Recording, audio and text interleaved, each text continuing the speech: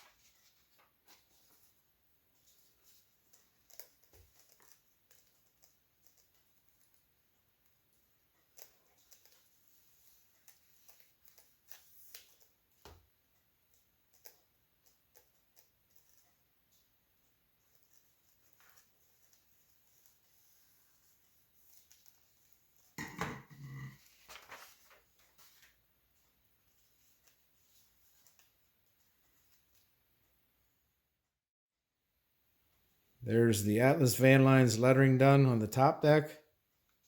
I've got 1 coat of clear polyurethane on the hull. I could not find a straight-on view of the U1 lettering that goes on the wing, so I sketched my own. These lines here are that white space on the wing where this is sized for and centered up on.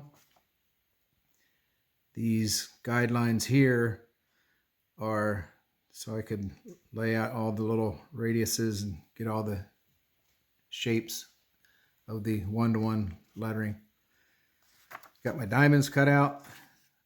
I'll get this taped down onto the covering, cut my letters out, and then I'll use these dimension lines to locate on the wing and align my letters.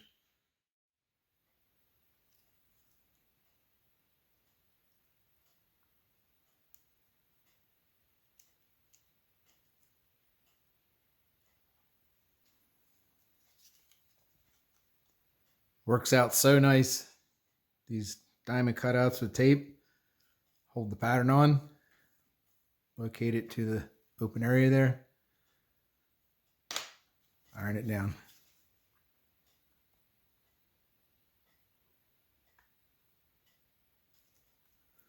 Oop, moved on me.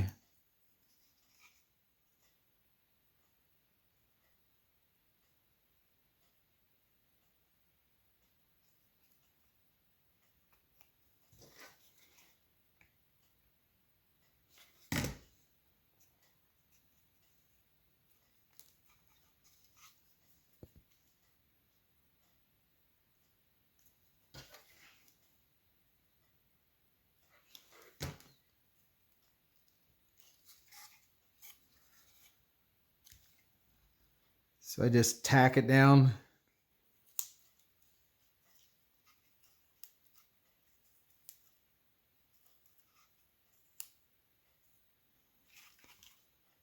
And there's my alignment and spacing.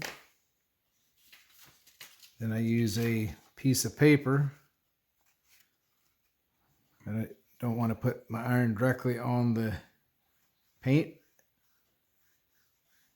So I turn it up a little bit.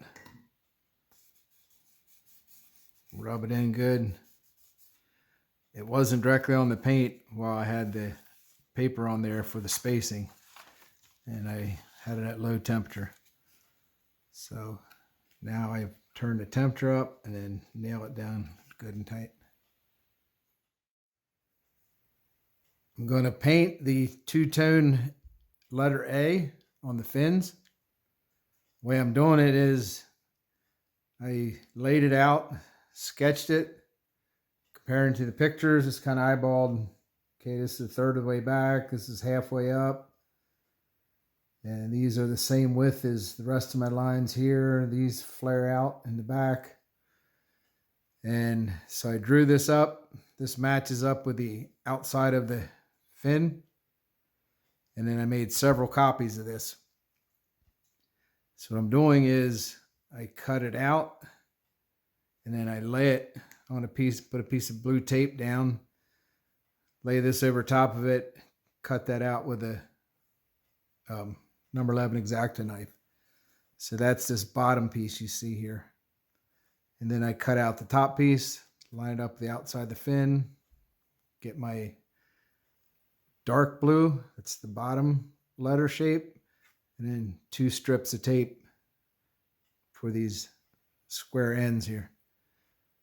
I'll paint this with the dark blue, and then when that dries, I'll do the same thing, except this cut here will be the bottom of the top A. And it'll go over the dark blue paint, leave that little strip of white in between. Then I'll cut the top piece,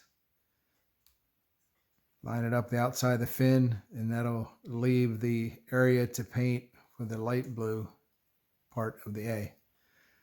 So another tedious one, but I enjoy it. It's pretty cool stuff. She looked good. There's my letter that I drew out. Atlas Van Lines. Kind of a unique shaped A. There's the fins and wing with all the lettering done. That's about as small of anything that I want to tape and paint. Ended up I didn't spray it, taped it, brushed it. That way I didn't have to tape up the entire thing. Looks good though. Some lovely graphics. Shoo! I did it. I was not 100% sure I could pull this off. The picture I had in my mind, what I wanted to do with this boat, especially with this scale. Let this polyurethane gloss clear coat cure out for a day or so I don't have any issues handling it. Get it reassembled. All the electronics back in it, all the hardware, driver figure, all my scale bits that I got made up for it.